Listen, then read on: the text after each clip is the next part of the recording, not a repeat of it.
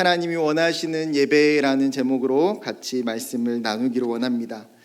신앙의 가장 기본적인 문답서가 되고 있는 웨스트민스터 소요리 문답의 첫 번째 질문은 이렇게 쓰여져 있습니다. 사람의 제일 되는 목적이 무엇입니까? 이에 대해서 사람의 제일 되는 목적은 하나님을 영화롭게 하고 하나님을 영원토록 즐거워하는 것이라고 기록하고 있습니다. 여러분, 그렇다면 초점은 한 가지예요. 과연 무엇이 하나님을 영화롭게 하고 무엇이 그 하나님을 영원토록 즐겁게 하는 일일까? 여러분, 대부분의 그리스도인들은 그 정답에 대해서 잘 알고 있습니다. 무엇일까요? 바로 예배입니다. 하나님은 예배를 통해서 영광 받으시고 하나님은 예배를 통해서 자신을 나타내기를 원하세요. 그 예배를 통해서 우리는 하나님을 가장 영화롭게 할 수 있습니다. 예수님께서 사마리아에 있었던 그 수가성에 있는 여인에게도 이것을 분명하게 가르쳐 주셨어요. 요한복음 4장 23절, 아버지께 참되게 예배하는 자들은 영과 진리로 예배할 때가 오나니 곧 이때라. 아버지께서는 자기에게 이렇게 예배하는 자들을 찾으시느니라. 하나님이 어떤 자들을 찾으신다고요? 영적으로 목마르고 갈급한 그 시대에 아버지께 참되게 예배하는 자, 아버지께 영과 진리로 예배하는 그 사람을 하나님이 찾으신다는 거예요. 예수님이 그것이 너무나 중요하다라고 이 사마리아에 있는 수가성 여인에게 분명하게 가르쳐 주셨어요. 여러분, 신앙의 핵심은 무엇보다도 예배입니다. 우리가 코로나의 시간들을 겪으면서 그 예배가 온전히 드려지지 못할 때에 신앙적으로 얼마나 많은 위기와 어려움이 오는지를 다 경험해 보셨을 것 같아요. 예배가 무너지는 그때에 순식간에 우리의 신앙도 무너지고 우리의 믿음도 무너지고 또 어떤 사람들 같은 경우는 교회를 떠나버리는 사람들도 있었습니다. 그렇기 때문에 반대로 여러분, 신앙을 회복하기 위해서 해야 될 가장 우선순위가 무엇이겠습니까? 당연히 예배의 우선순위를 두는 것입니다. 그렇기 때문에 예배를 가르쳐주고 있는 레위기를 우리는 잘 주목해 봐야 됩니다. 사실 레위기는 읽기가 그렇게 쉬운 책은 아니에요. 얼마 전에 그 청년 2부 양육훈련에서 같이 기도 제목을 나누다가 한 청년이 자신의 기도 제목으로 요즘에 불면증이 굉장히 심하게 온다는 제목을 나눴어요. 그 이야기를 듣고 나서 함께 훈련에 참여했던 청년들이 저마다 그 불면증에 대한 경험들이 다 있잖아요. 저마다 자신의 방법들을 좀 이렇게 나누고 그 형제를 권면해 줬어요. 정말 무수한 방법들이 나왔습니다. 그리고 저도 당당하게 한 가지를 제안했어요. 잠이 안 오면 자기 전에 레위기와 신명기를 읽어라. 잠이 안 올 수가 없다. 안 올 수가 없다. 여러분, 우리가 성경을 통독하기 위해서 작정하고 나서 창세기도 너무 재밌잖아요. 출애굽기도 너무 재밌어요. 그런데 그 뒤에 시험에 들게 만드는 그 유명한 책이 뭡니까? 레위기. 다 시험 들어보셔서 아실 거예요. 여러분, 사실 이해하기 어려운 주제들이 굉장히 많아요. 제사, 음식, 질병, 정결, 법에 관한 이야기들이 무수히 나옵니다. 마치 어떤 것과 같냐면 제가 집에 있는 아이들에게 종종 동화책을 읽어주곤 하는데 스토리가 있는 성경의 이야기나 동화에 대한 이야기를 읽어주면 굉장히 재미있게 들어요. 아브라함 이야기, 모세 이야기, 신데렐라 이야기, 아기 돼지 삼형제 이야기 재미있게 듣습니다. 그런데 제가 막내에게 찬빈아, 우리 이제는 대한민국 헌법에 대해서 한번 아빠 읽어줄게. 제1조 대한민국은 민주공화국이다. 대한민국의 주권은 국민에게 있고 모든 권력은 국민으로부터 나온다. 제2조. 그리고 쭉쭉쭉 읽어나가는 거예요. 여러분, 제가 계속해서 헌법을 읽으면 제 막내 아들이 어떻게 하겠습니까? 재밌다고 할까요? 도망쳐요. 레위기는 이와 비슷합니다. 이스라엘이 지켜야 되는 법에 대한 이야기예요. 그럼에도 불구하고 유대인들은 레위기를 가장 귀하게 여겨요. 어린아이가 5살이 되면 토라를 가르치는데 그 토라 중에 가장 먼저 가르치는 것은 창세기가 아니에요. 레위기 말씀이에요. 여러분, 왜 레위기가 먼저일까요? 그 레위기의 말씀 안에 이스라엘 백성들이 지켜야 되는 율법이 있기 때문이에요. 그들의 신앙의 근간이 되고 그들의 삶의 뿌리가 되는 하나님의 말씀이 레위기 안에 있기 때문에, 그래서 레위기를 이해하고 알아야지만이 율법을 잘 지킬 수 있고 거룩한 삶을 추구할 수 있습니다. 레위기라는 책은 크게 두 부분으로 나눠지는데 1장부터 16장까지 전반부는 하나님 앞에서 성막에서 드리는 예배에 대한 이야기입니다. 그리고 17장부터 27장까지 후반부는 삶 속에서 드리는 예배에 대한 이야기예요. 레위기는 사실 두 가지 주제밖에 없어요. 예배와 거룩. 어떻게 하면 예배를 잘 드릴 수 있는지, 어떻게 하면 하나님의 백성들이 거룩하게 살 수 있는지. 그것은 단지 이스라엘 백성들을 위한 예배와 거룩뿐만 아니라 이 시대 가운데의 레위기의 말씀을 통해서 수많은 그리스도인들이 하나님을 어떻게 예배하고 어떻게 거룩한 백성으로 살아갈지를 가르쳐주는 가장 중요한 해답지예요. 여러분, 오늘은 그 해답지 안으로 우리가 같이 나아갔으면 좋겠습니다. 본문의 말씀으로 들어가서 여호와께서 회막에서 모세를 부르시고 나서 2절에 말씀하시기를 너희 중에 누구든지 여호와께 예물을 드리려거든. 여기서 예물의 원 단어는 하나님께 가까이 나아가다라는 뜻입니다. 즉 너희 중에 남녀노소 할 거 없이 하나님께 가까이 나아가려거든, 하나님을 예배하려거든 가축 중에서 소나 양으로 제물을 드려 하나님께 나아가라 이야기합니다. 여러분, 고대 사회에서 하나님을 예배하는 가장 중요한 방식은 제사 제도였습니다. 우리가 잘 아는 아담 시대부터 가인과 아벨 또한 하나님을 예배하기 위해서 제사를 드렸어요. 아브라함도 제사를 드렸고요, 이삭도 제사를 드렸습니다. 다윗과 솔로몬도 하나님 앞에 제사를 드렸어요. 즉 제사 제도는 역사의 시작과 함께 가장 기본적이고 보편적인 영적인 행동이었습니다. 이미 제사라는 형식이 존재하고 있었어요. 그런데 하나님은 모세에게 나타나셔서 이 제사라고 하는 명확한 형식에 대해서 분명한 제도와 방법을 지금 가르쳐 주고 계시는 거예요. 심지어 제사의 종류로도 5가지를 나누십니다. 번제와 소제와 화목제와 속죄제와 속건제. 그 중에 오늘의 본문은 번제를 가르쳐 주고 있어요. 번제가 가장 먼저 소개되는 이유는 매일 아침과 저녁마다 드려지는 가장 기본적이고 통상적인 제사였습니다. 제사장들은요, 아침과 저녁마다 번제를 드렸어요. 뿐만 아니라 백성들은 누구나 나와서 하나님 앞에 언제든지 번제를 드릴 수가 있었습니다. 그 번제를 드릴 때 사용되는 짐승을 보면 여러 종류가 사용돼요. 1절에는 소가 나오고요, 그 다음에 10절에는 양과 염소가 나오고 14절에는 비둘기가 나와요. 여러분 생각을 해보세요. 같은 제사를 드리는데 제사를 드리는 짐승의 종류가 다르다. 여러분 무슨 의미일까요? 쉽게 이야기하면 사회적 형상, 경제적인 현상으로 이해할 수가 있는데 이런 거예요. 여러분, 물질이 있는 사람들은 얼마든지 자신이 가지고 있는 돈을 가지고 비싼 소를 사서 제사를 드릴 수 있어요. 그런데 현실적으로 가난하고 어려운 사람들은 여러분 소나 양이나 염소를 사서 제사하는 게 쉬울까요? 어렵죠. 그렇기 때문에 가난한 사람들에게는 비둘기로, 즉 물질이 가난해서 하나님 앞에 제사 드리는 것이 부족함이 없도록 하나님이 계획해 놓으셨다라는 거예요. 이 사실을 통해서 우리에게 알려주는 중요한 메시지가 있습니다. 무엇입니까?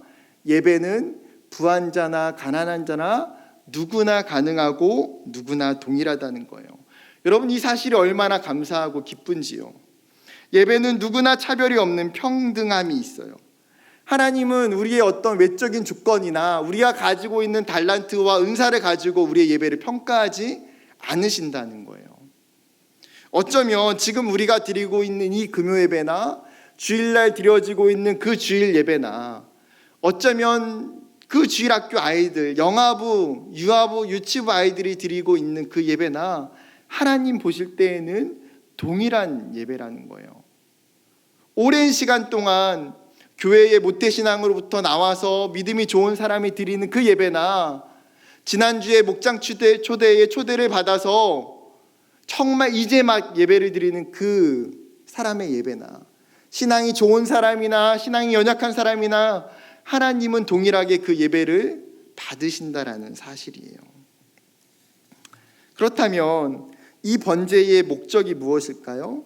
성경은 두 가지를 이야기하고 있는데 3절에 여호와 앞에 기쁘시게 받도록, 4절에 그를 위하여 기쁘게 받으심이 되어.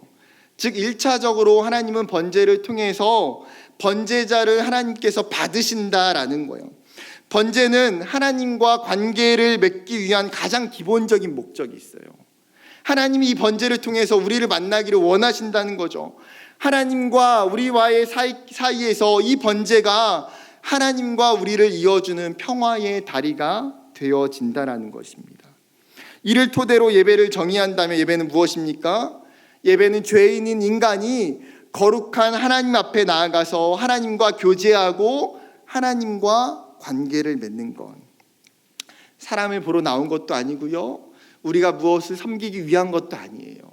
하나님을 만나기 위한 것, 하나님을 알아가기 위한 것, 하나님과 교제하고 하나님과 동행하기 위한 것. 하나님은 그렇기에 예배를 통해서 우리를 만나주세요.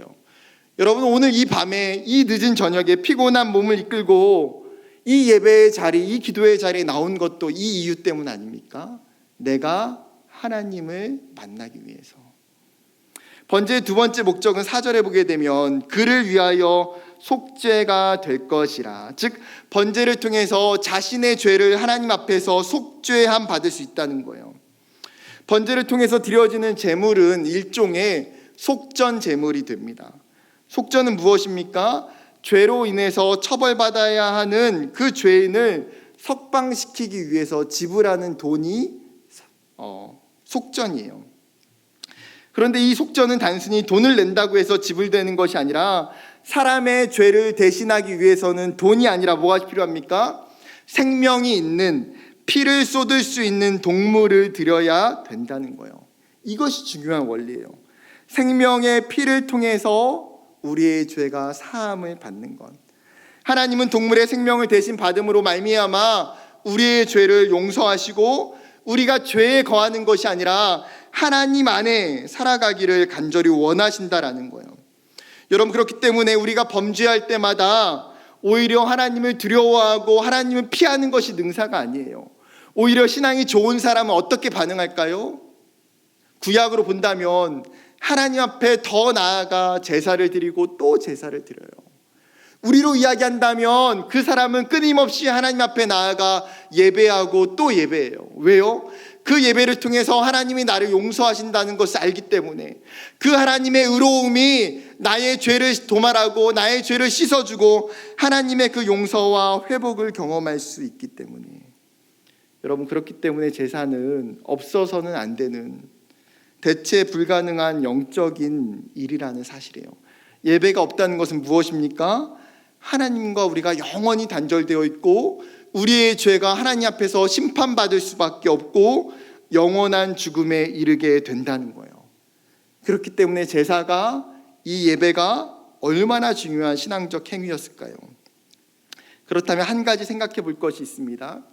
여러분, 신약시대에 우리는 구약시대와 동일하게 우리의 생명을 들여 예배하고 있는지 돌이켜 봐야 돼요. 구약의 제사와 분명히 신약의 예배는 그 형태가 분명하게 달라요. 어쩌면 굉장히 간소화되고 편리화되어졌어요. 그렇다고 해서 편리화되어져 있었던 그 예배가, 우리가 드리는 예배가 예배의 무게감을 떨어뜨리는 것은 아니라는 거예요. 오히려 그 반대입니다. 왜 그렇습니까? 구약의 제사보다 신약의 예배는 더 큰 무게감이 있어요. 한번 생각해 볼까요? 여러분, 구약에서 하나님을 예배하기 위한 그 장소, 그곳이 어디예요? 성막이고 성전이에요. 그리고 실제로 그 하나님 만나는 장소 어디입니까?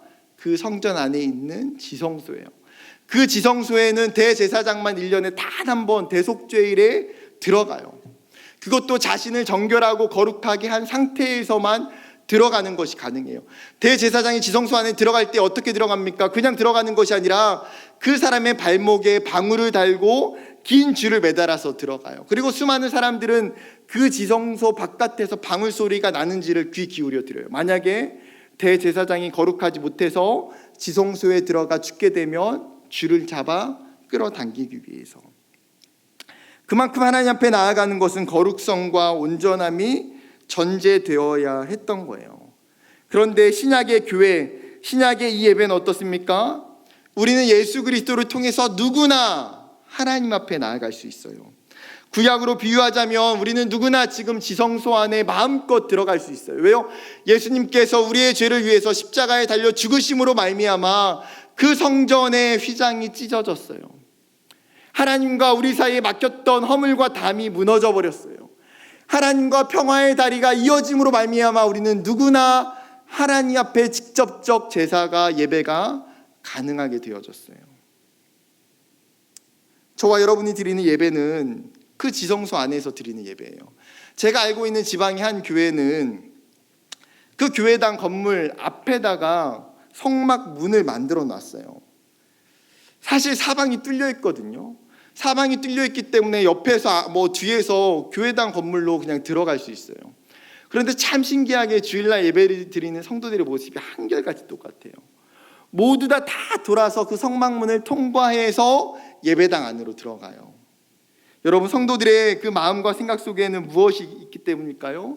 그 문을 통과하면서 자연스럽게 예배당 안으로 들어가는 그곳이 내가 하나님의 지성소 안으로 들어가는, 하나님이 거하시는 그곳임을 기억하고 생각하는 거예요.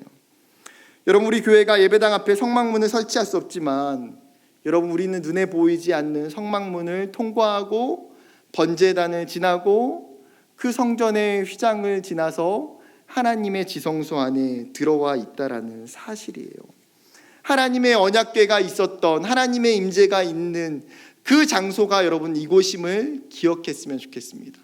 그렇기 때문에 오히려 지금 내가 드려지고 있는 이 예배가 구약의 예배보다도 더 귀하고 더 거룩하고 더 중요한 예배임을 우리가 깨닫기를 간절히 원합니다. 다시 말씀으로 돌아가서 제사를 드리는 모습을 자세히 관찰할 필요가 있어요. 여러분, 오늘 본문에서 가장 많이 반복되는 단어가 뭘까요?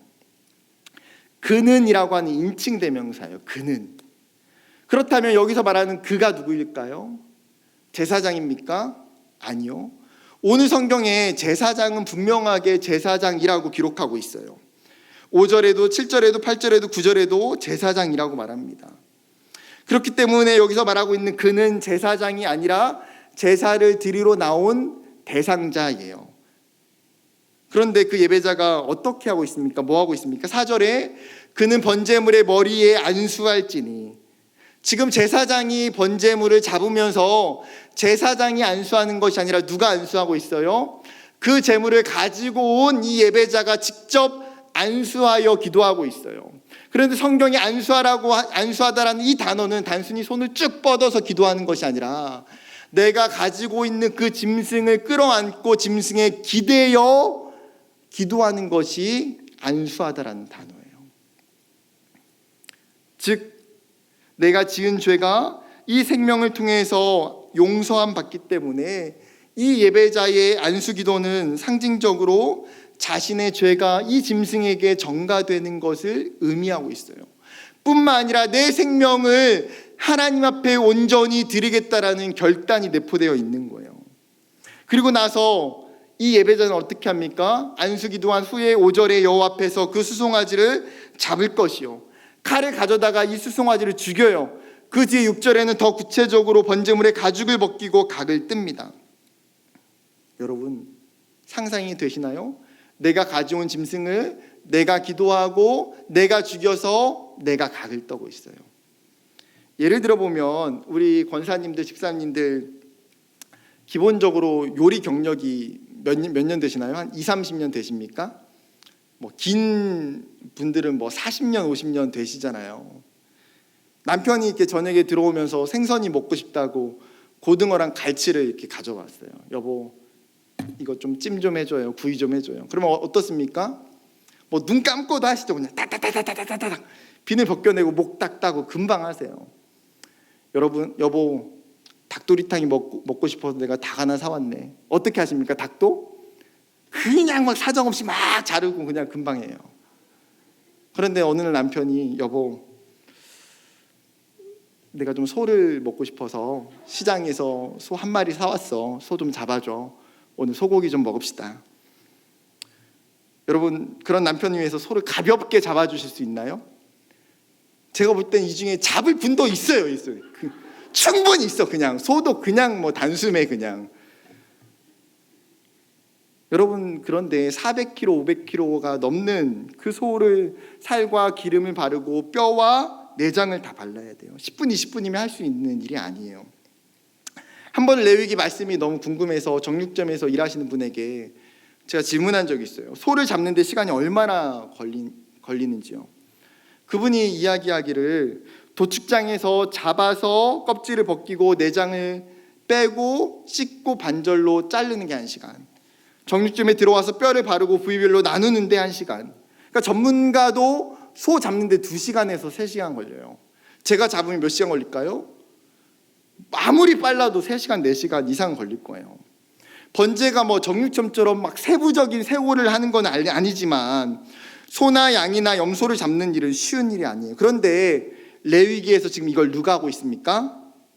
예배자가 직접 하고 있어요. 심지어 9절에 보게 되면 그 내장과 정강이를 깨끗이 씻어서 마무리하는 것까지도 그 예배자가 해요. 그럼 제사장은 뭐 합니까?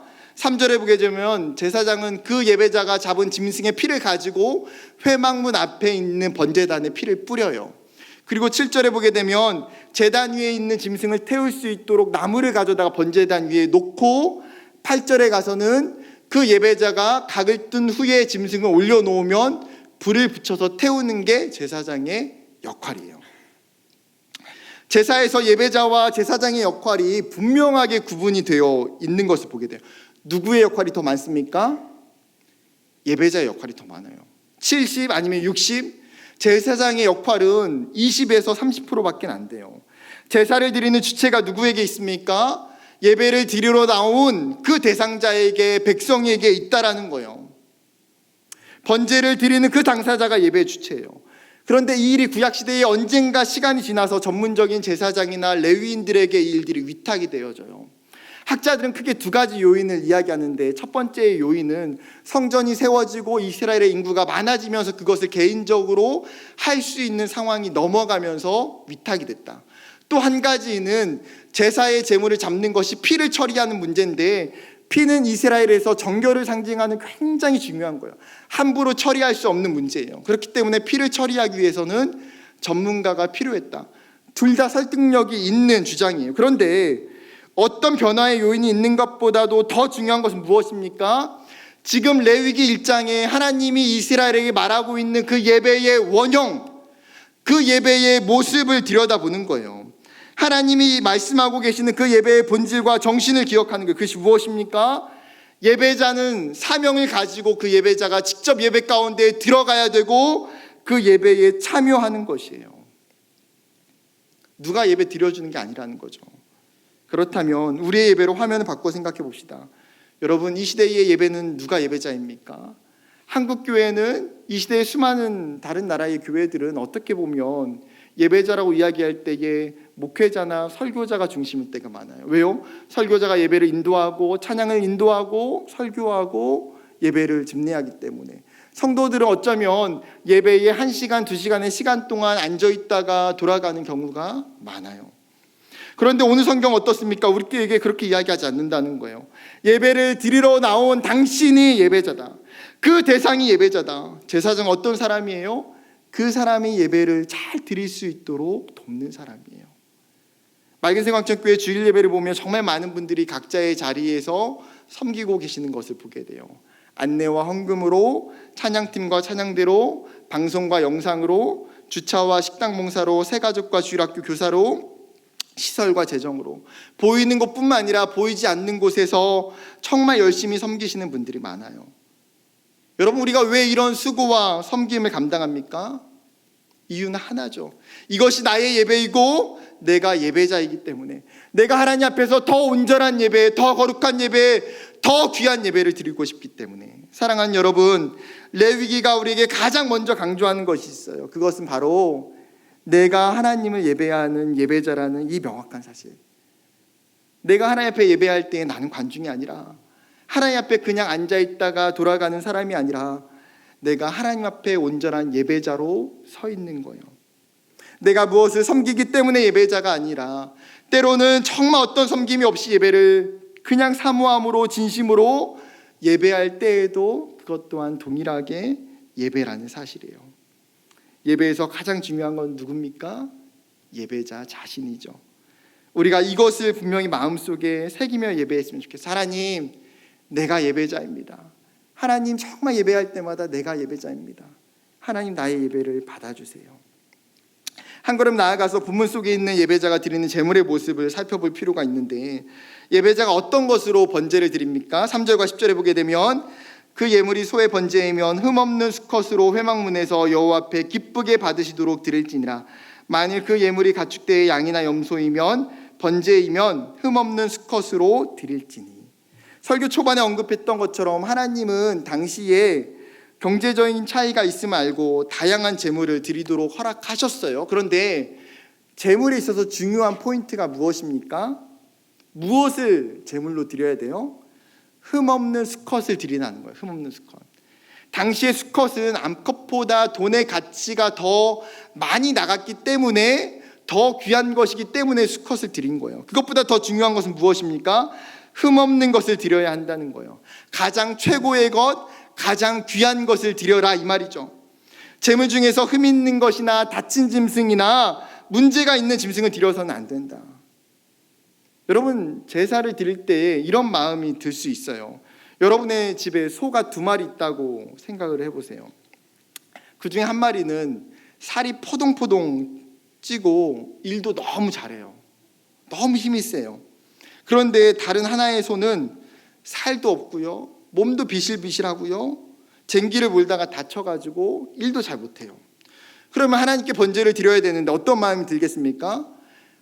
아니, 어차피 하나님 이거 잡아다가 죽여서 불태우는 것인데 하나님 일 잘 못하고 비실비실한 소를 먼저 드리면 하나님 되는 것 아닙니까?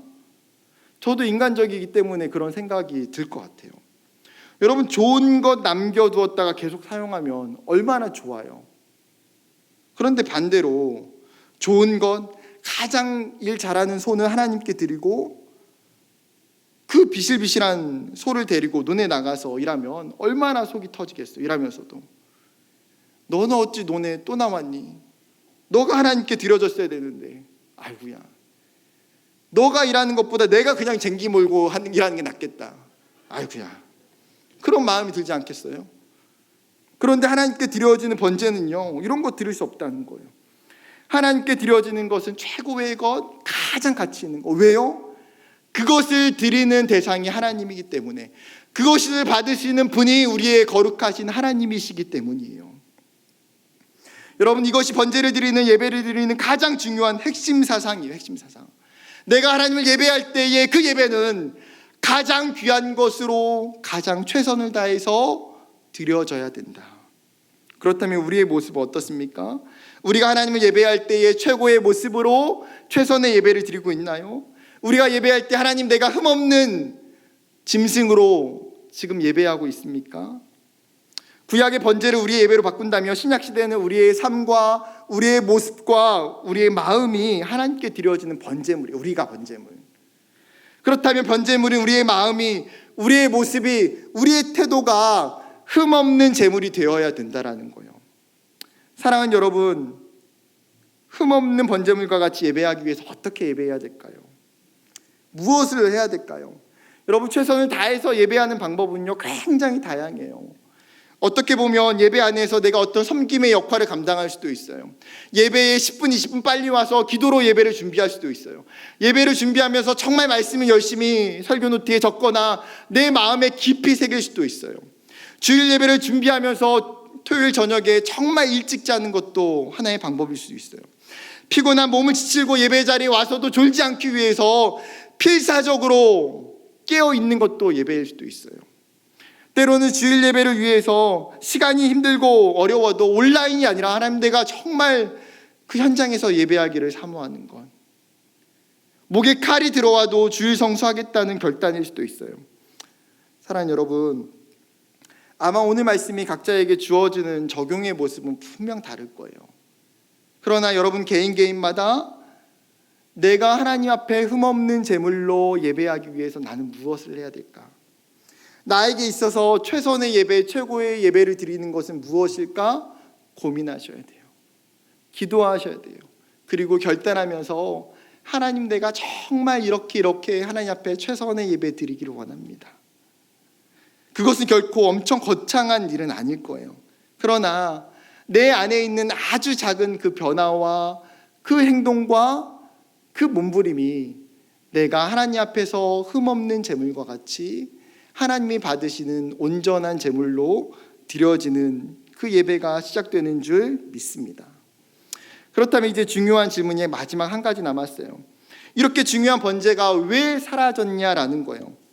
아니, 하나님과 관계 맺는 유일한 방법이라고 이야기했는데 왜 이 시대 가운데에는 번제를 드리지 않습니까? 무엇 때문이에요? 예수 그리스도 때문이에요. 베드로 사도는 이렇게 이야기합니다. 베드로전서 1장 18절 19절, 너희가 알거니와 너희 조상이 물려준 헛된 행실에서 대속함을 받은 것은 은이나 금같이 없어질 것으로 된 것이 아니요 오직 흠없고 점없는 어린 양 같은 그리스도의 보배로운 피로 된 것이라. 여러분, 뭐라고요? 우리의 대속함은 예수 그리스도께서 어린 양 되셔서 우리의 죄를 위해서 흠없는 제물이 되어주셨기 때문에, 그분의 보배로운 피로 말미암아 십자가에서 죽어주셨기 때문에 여러분, 우리가 대속함을 받았다는 거예요. 바울도 히브리서 10장 11절과 12절에 이렇게 고백해요. 제사장마다 매일 서서 섬기며 자주 같은 제사를 드리되 이 제사는 언제나 죄를 없게 하지 못하거니와 오직 그리스도는 죄를 위하여 한 영원한 제사를 드리시고 하나님 우편에 앉으사. 여러분, 제사장이 매일 제사를 드리지만 그 사람의 근본적인 모든 죄는 다 사할 수 없다는 거예요. 그러나 오직 예수 그리스도께서 단 한 번의 십자가에서 죽으시는 그 죄사함으로 말미암아 우리에게 영원한 속죄를 주셨다라고 이야기하고 있어요. 한 번으로 모든 것이 해결된 죄사를 드리셨어요. 그로 인해서 우리가 더 이상 제사할 필요가 없는 거예요. 히브리서는 그 구약의 번제가 그림자라면 신약의 예수 그리스도는 그 번제의 실체라고 분명하게 우리에게 가르쳐주고 있는 것이죠. 여러분, 이것이 얼마나 크고 감사한 은혜인지 몰라요. 여러분, 만약에 예수님이 없었다면, 예수님이 우리를 위해서 십자가에 달려 죽으시지 않았다면 여러분, 우리의 제사는, 우리의 예배는 어땠을까요? 오늘 예배도 아마 상상해보면 이랬을 거예요. 아마 예배를 들어가면서 사역자나 안내자들이 여러분의 손에 칼 하나씩을 다 쥐어줬을 거예요. 그리고 아름다운 찬양팀의 그 찬양보다 수많은 새와 양과 염소와 소의 소리들이 울려 퍼지지 않았을까요? 지금도 땀을 정말 삐질삐질 흘리면서 권사님이 한쪽에서는 소 잡으시고, 다른 권사님 한쪽에서 양 잡으시고, 다른 집사님 한쪽에서는 비둘기 잡으시고, 서로 잘 잡고 있는지, 어려움 없는지, 내가 도와주고 싶은데 그건 너가 해야 돼, 내가 못 도와줘, 격려만 하는 거예요. 여러분, 예배당의 풍경은 마장동 축산시장보다 더하면 더하지 덜하지 않았을 거예요. 그런데 여러분, 이 모든 상황을 바꾼 게 무엇입니까? 예수 그리스도예요. 예수 그리스도. 여러분, 그렇기 때문에 우리가 예배할 때에 누구를 의지하여 나아가야 됩니까?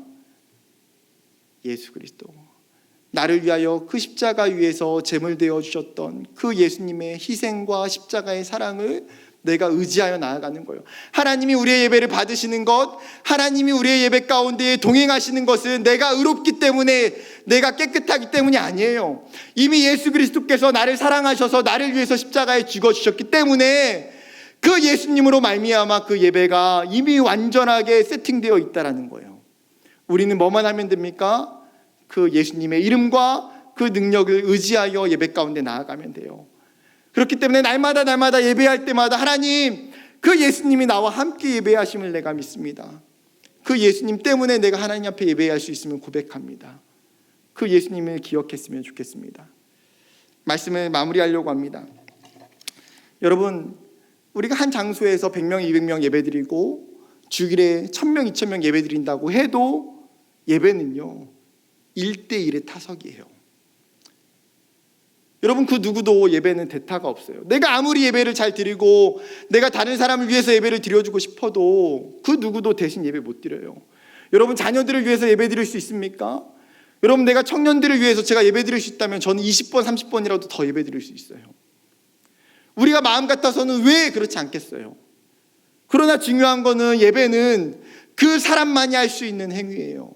그렇기 때문에 우리가 기억해야 되는 것이 무엇입니까? 예배에 나아갈 때마다 이 예배가 지금 내가 하나님과 온전히 1대1로 드리는 예배다. 그리고 내 자녀들 또한, 내 이웃들 또한, 내 목장의 세론들 또한 하나님 앞에서 나와 동일하게 동일한 1대1의 예배로 드릴 수 있도록 하나님 정말 예배에 성공하게 도와주세요. 우리가 이 시대 가운데 다른 것이 중요한 것이 아니라 하나님 정말 예배가 중요하다면, 하나님 예배가 성공할 때 우리의 인생이 성공한다면 하나님, 내가 온전한 예배 드리기를 원해요. 내 자녀들도, 내 목원들도, 하나님 우리 성도들도 하나님이 정말 기뻐하시는 예배, 하나님 앞에 온전한 예배자 될 수 있도록 우리가 함께 기도하며 함께 뜨겁게 예배하는 저와 여러분 되기를 주님의 이름으로 축복합니다.